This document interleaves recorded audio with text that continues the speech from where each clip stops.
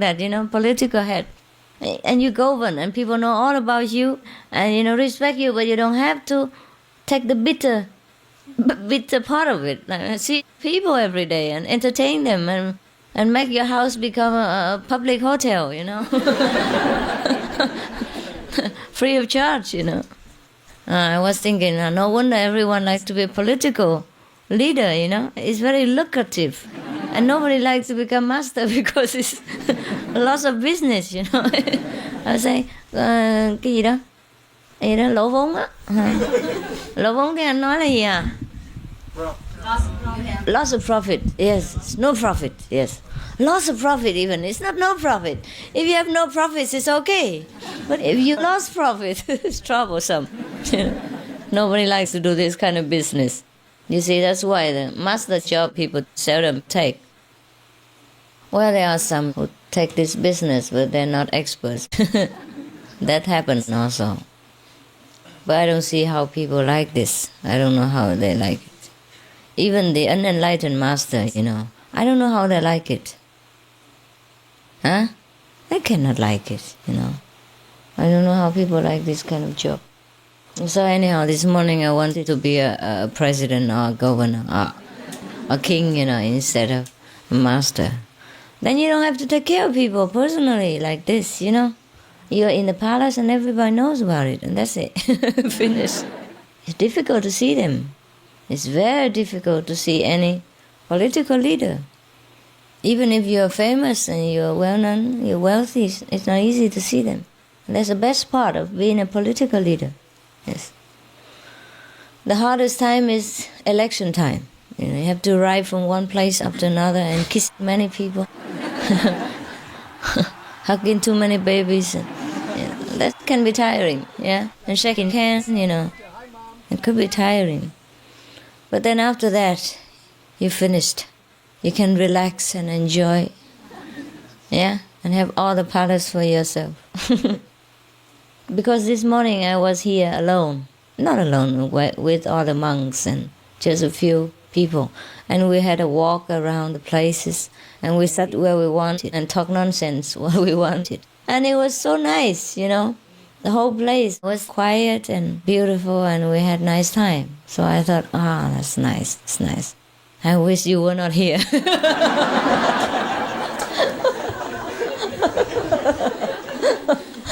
When you go on holiday, you always write a postcard and say, wish you were here. But I would write, say, wish you weren't here. Well, I was a little bit scared before I met you, but now I met you, it's over, so my fear is over. Sometimes you have to face the fear, and then it's over. Yes, you don't think the master has no fear and no struggle. I was struggling upstairs.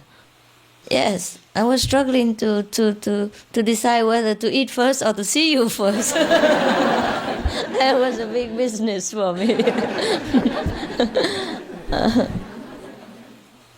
And then I was struggling to see whether, to come out in the daytime or just to come at night. I was struggling between sleeping, enjoying and coming to see people. Because I was afraid that maybe some of you will leave before evening and have no chance to see me, and you may complain. Anyone left before? No, huh? Yes, that's good. So that's my struggle. You have your struggles and I have mine. You see, each one has something. So don't complain. I have a lot of struggle, especially for you. Sometimes, like I struggle whether to go to the United States or not, or to go around the world or not, to see you or not. I know many of you like to see me, but I know that I don't like to go. I hate traveling. You know that, huh? And also, I was just tired after the Asian tour and I had to rest. But anyhow, when I'm here, I feel also nice. Yeah, also nice. Yes. You want many things, People, the mind. Want this and want everything. So sometimes we just cannot listen to to it all the time, the computer, the chattering box, the chattering computer. So we have to get on with what we want to do. Yeah, that's the point. This afternoon I was also thinking of the refugees, and I feel so bad. I feel so sorry for them. I wish I could bring them immediately to somewhere. I wish we have a nation, an island or something, independent. And then we just bring them there and they do what they want. Because I've been to many countries and begging them to accept them. And there is so much bureaucracy. And sometimes bribing and all that. And I hate all this. I'm really tired of this world and the way people work. I don't know how many humanitarian people are left in this world anymore. As soon as you want to help somebody, they want you to help them first. And it's not that it's so necessary. They just want things.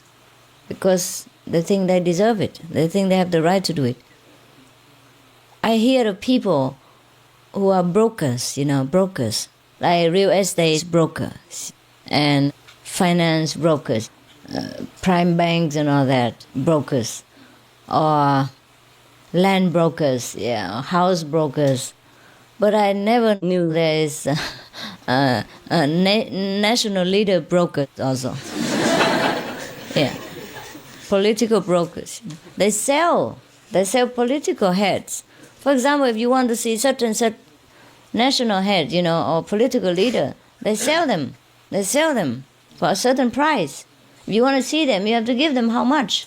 Just because that person has a connection with that political leader, you have to pay the middleman. I never knew there's such broker business in this world. They sell everything, including the president. And the poor president doesn't even know it. They're selling them behind. Or maybe the prime ministers. Or maybe they're willing to be sold. I don't know. Maybe they sell themselves also for a certain price. Maybe for an airplane, a private jet, or something like that. Yeah. It's no big deal, but even then, it's very cheap. To buy some of the political heads. So cheap. $700,000 or $500,000 or $1 million even. Very cheap, huh? How much would you pay for me?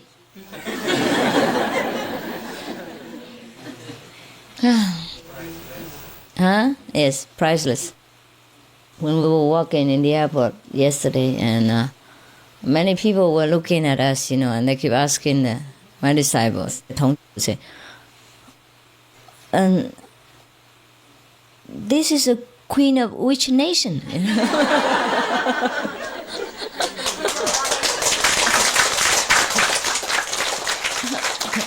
And when I was in another part of the world, they asked them. I was in Miami the other day.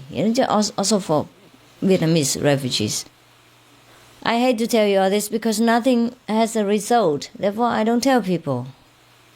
You just have to know, that's all. But I cannot tell you everything in detail because you only know when it's successful. Otherwise, you don't need to know. But since I mentioned it, you can only know that much is enough.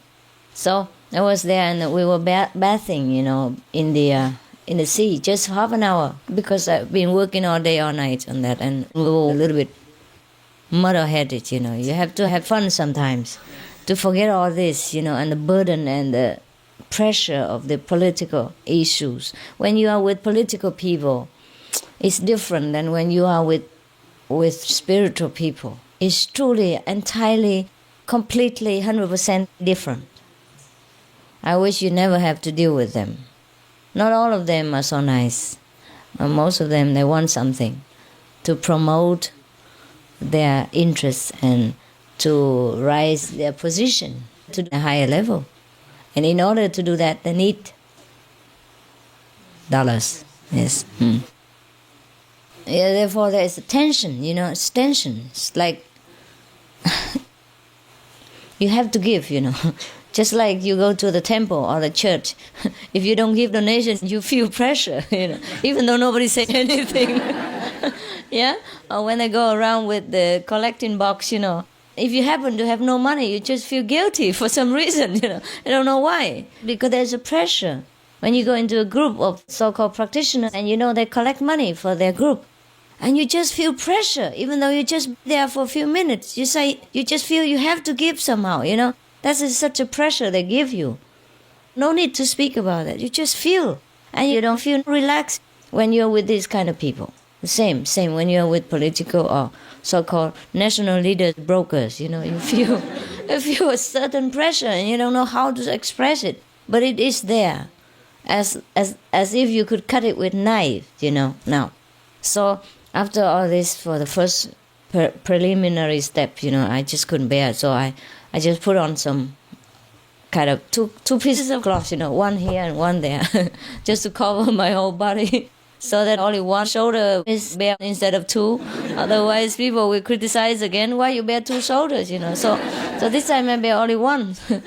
So maybe I get criticized only half, at least half. So we went to Miami Beach. Nobody knew anyhow, only strangers on the beach. And we swim. And even then, I didn't wear any glamorous clothes. Only, a kind of the thing that you would like, you would use for covering your head, that piece of cloth. And I just tied it on one shoulder. And because I'm worried that it flies around, so I tie another one just to keep them both in order, so they will not fly. And when I swim, it doesn't open so easily, So that's it. And then everyone asked my disciple, is she a princess or something? Is that not so? Yeah. Anyhow, they asked one of our guys. I don't know if they asked the monk or not. And so Peter said, I cannot tell you. I said, oh, she has so many bodyguards. She must be, no? He said, I cannot tell you. Keep it a mystery. I don't know what they saw on me. The two pieces of cloth, and became the princess overnight on Miami Beach. Anyhow, I went only with the monks and the attendants, the nuns. That's all. No bodyguards, really. I don't know how they saw them as bodyguards. They must look very fierce and serious, overprotective or something. Anyhow, that was that. I was a princess in Miami. And when I was in another place, where was that? Another place, I suddenly became the queen, The level rise so rapidly. I don't know how to take it, It would be nice if we practice. Hey, we just talk about you. It would be nice if we could just become a kind of a bodhisattva on Miami Beach, and then when we come to New York airport, we become Buddha. It would be fast, huh? Yes. Just like the way I rise from princess to queen, very fast from Miami to New York airport. So fast. Just a few hours fly and you became queen. So fast. If you practice the Kuan method and you became Buddha so fast, it would be nice. Just you take a bath, take a swim in Miami Beach, and you're a bodhisattva. And when you don some clothes and walk into New York airport, you become Buddha. It would be nice, huh? So that's what it is, yeah? Mm. We don't want to become queen of one nation, right? We want to be the one with God, yeah? Yes. King of the universe. What is the use, the value of becoming a queen of one nation? It's nothing really, huh? It's nothing. We don't aim for that small job. But actually, when I was working for the Vietnamese refugees, and when I had to humble myself from door to door, and nobody talked to deaf ears and all that, and so many problems, and so much bribery, and I was truly, seriously thinking maybe I have to make a nation for them, make our own law and bring them in anytime. And I was really thinking like that. Only then I was pushed, into such thinking. Otherwise, I would never dream of that, because it's so much trouble, And you have to establish many things. And I don't know if we can run a nation. But for us, it's no problem, huh? We don't need to run, huh? If, for example, if we have a nation of our own, or vegan, meditate, no problem, no need to run. Everybody runs themselves. Run to my office, and we run together. Yeah, it would be nice, huh? But if we have a nation, we just take them, huh? How many can we take? Many, yeah? We work and then each one take care of one refugee. Too much. Too much manpower and too much finance for that. If we take only one, no problem. But just in this world that makes so many problems, they don't allow us to do that. Otherwise, our disciples take one person, no problem. Even all the Haitian people or the African, we take them all. No discrimination.